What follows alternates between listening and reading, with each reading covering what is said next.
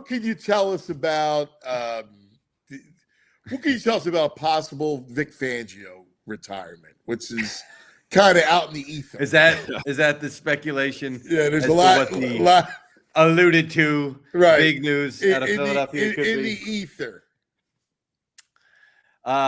Here's what I would say about Vic Fangio, and your speculation that he might be retiring.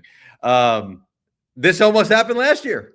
Yep. That after during the Super Bowl party, from what I gather, he was telling people, "It's been great working with you. I'm out. I'm going to ride out on this note." Blah, blah, blah. And then he came back. Yeah. So this is a year-by-year type of thing. And after the season this year, I did check in on it again because I had heard that from last year. And they said, well, you never know. Like, you didn't know till last year, till he showed up and started working again, that he was coming back. And so if you're asking me to speculate on Vic Fangio's possible retirement, I'd say it's a possibility like it was last year. I have not seen anything definitive that he's coming back. I haven't seen anything definitive that he's retiring. Nothing would surprise me either way. Yeah. So if that is the alleged big news that is to come from involving the Philadelphia Eagles and he retires, I wouldn't be surprised. I'll put it that way. Yeah. I mean, I think it's,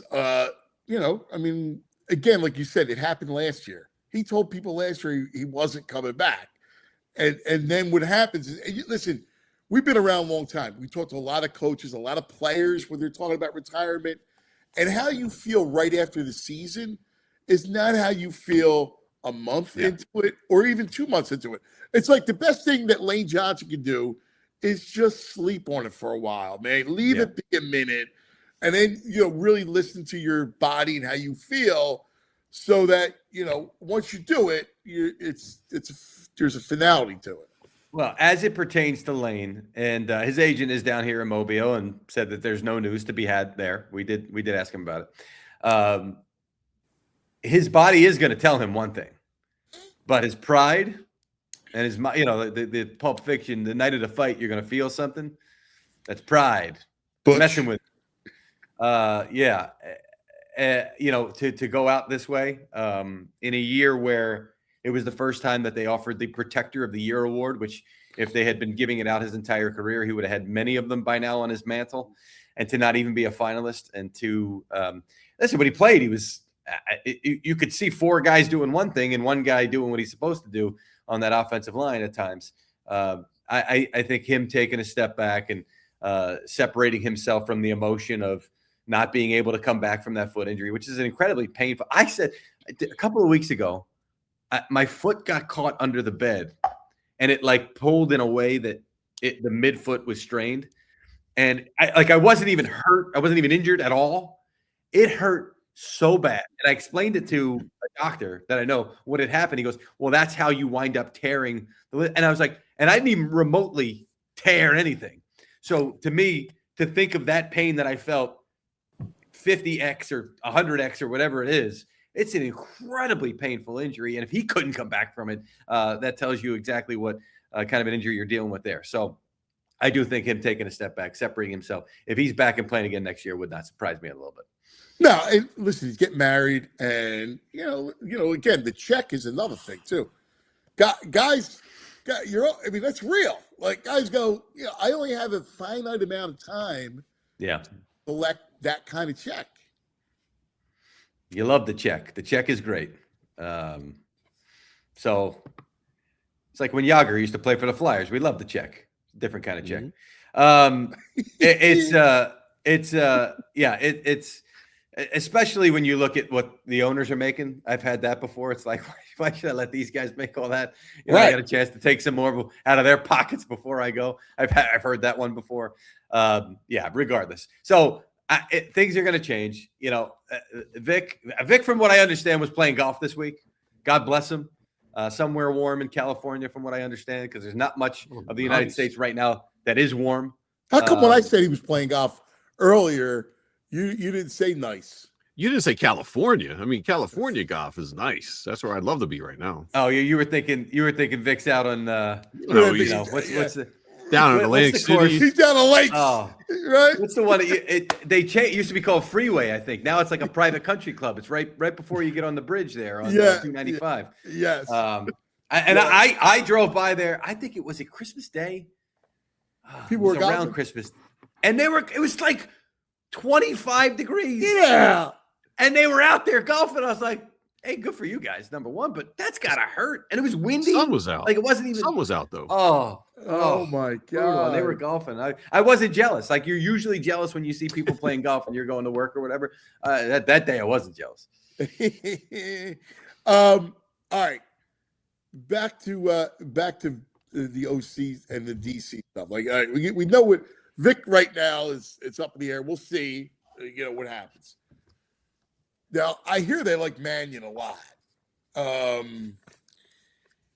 Now you got some flux here. Jeff McClain talked about Stoutland getting replaced as the run game coordinator last year.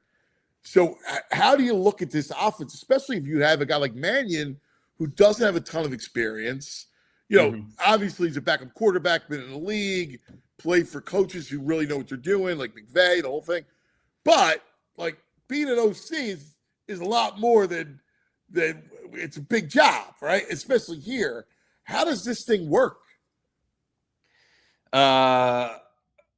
It's an interesting situation because you've got a head coach that's got a philosophy that the front office definitely wants to get away from.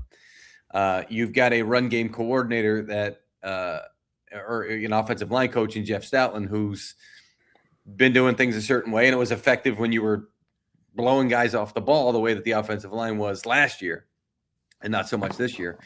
And you're not going to get to hire a full staff in the way that if you're assembling as a new head coach, you hire a coordinator. But Tennessee right now, Brian Dable's bringing in his quarterbacks coach that he's worked with since 2017 in Alabama and followed him to Buffalo and the Giants and now to Tennessee.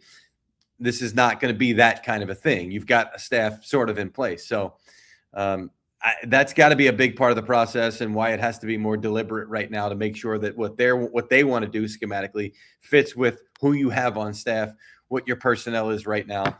And there's different styles of guys that are coming in here. I mean, Gerard Johnson coming in today, he's going to interview for them today versus what Sean Mannion wants to do. And if you're talking about Mannion, a former quarterback who's been a quarterback's coach, I mean, obviously he understands run concepts, having played in the league and coached the last couple of years, but that's not his forte, right? So you're going to have to lean more on what Stoutland wants to do and what the run game has been when it's been successful in recent years. So there's a lot of moving parts here that need to come together. You're seeing the names that are coming in right now. It's not skins on the wall kind of guy. Those ships have sailed. And I'll reiterate this with you. My understanding is Dable had really good conversations with the Eagles, and minus the Titans may have said, yeah, I'm going to go take this job in Philly and go run with it. But Tennessee just had so much that he really liked. In addition to draft picks and cap space and the ability to build there. You're at the point now. I mean, we talked about this, brother. Like the issue about this gig is, man, you got a head coach that doesn't have a ton of runway guaranteed, right? Like when especially when you compare it to a fresh start like Tennessee, right? Like or the Giants, right? Or like when you go there, there's like you're going to be there for 3 to 5 years at least, right? You come here, I mean, who knows? It could blow up after 1 year. Yeah, and I think if you're Mannion, like let's look at Mannion here. Hold on, I got to put this tweet out there. You tweeting live while you're on with us? Yeah, I am. I got some Ravens. There you go. It's Randy Brown. Your guy Randy Brown. He's staying with the Baltimore Ravens. Kicking coordinator. He was the kicking consultant for most of the tenure, and then they gave him an elevated title the last couple of years, senior special teams coach. So he was a kicking consultant with the Eagles in 04-05, and then 2008 went to the Ravens. While he was also the mayor of Marlton. Yeah. Oh, yeah. Multitasking. So if you're think about if you're Sean Mannion or even Johnson, right? Like Gerard Johnson's a quarterback's coach for a team where the quarterback isn't playing well, and that's not a knock on Gerard at all, by the way. Just the quarterback didn't play well late last season. Yeah. This is your springboard, right? And if it doesn't work out, like if it doesn't go well for those guys, they're gone. Nick's maybe gone as well, right? Like everything's sort of, and then you're resetting. But you're so early in your career, and you're an offensive guy. It's a lot harder for defensive guys, but you're so early in your career that you could reset. Versus, let's take Daboll as an example. Head coach doesn't go well, you get fired. Now, if you become an offensive coordinator and it doesn't go well, that's the double whammy sliding down the slope. You got a lot more to lose than these other guys do at this point. So the Eagles have to dip into that pool right now. I mean, Jim Bob Cooter's got a little bit more, which I honestly like. Jim Bob Cooter to me feels like he's been around forever, and he's still in his 30s. He's still young. He's still in his 30s. The pool that they're in right now. He's like when I saw maybe 41. Yeah, I think he's 41. I'm like, he's been around forever, and he's only. Yeah, you know what? I don't know Mannion. I mean, I know of him. I know what I hear. But I think Jim Bob Cooter would be the guy to go with, because here's the thing. You're walking into this gig, like whoever they get needs to be able to differentiate from Sirianni. They need to be able to they're the director of the offense. It's their production. And you got to deal with Jalen. You got to with Jim Bob though. With Jim Bob, though, you're getting the familiarity of he's been there and worked with these guys before, number one. And number two, he's been with Steichen. There's a lot of cross-communication. Yeah. Huh? Alignment. Yeah, well, there's also a lot of and there's been a lot of cross-communication between the Colts staff and the Eagles. Like, these guys are still super close. And with Kellen Moore, too, and down there in New Orleans as well.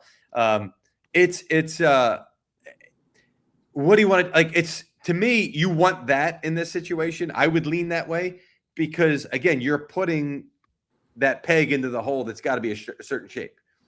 You're not going to reset at this point. You're not going to bring. So that's the way that I would go if I were them, and it would wind up being Jim Bob Cooter, because at least you're getting that familiarity, and you got to kind of lean into that where you are right now. We'll see what they wind up doing. Let me ask you this. Let's get back to Vic for a second. Should he just wake up and say, you know what, I'm done? You go after Schwartz. Yeah, I think they will. That'll be one of the guys. The other guy would be Sean McDermott. That's out there. That's not happening. Yeah, I got you. Yeah, but it's funny. I always, it's like I say stuff and I'm like, watch. It's almost like watch me make Ant jump. Watch Sean McDermott. Ah!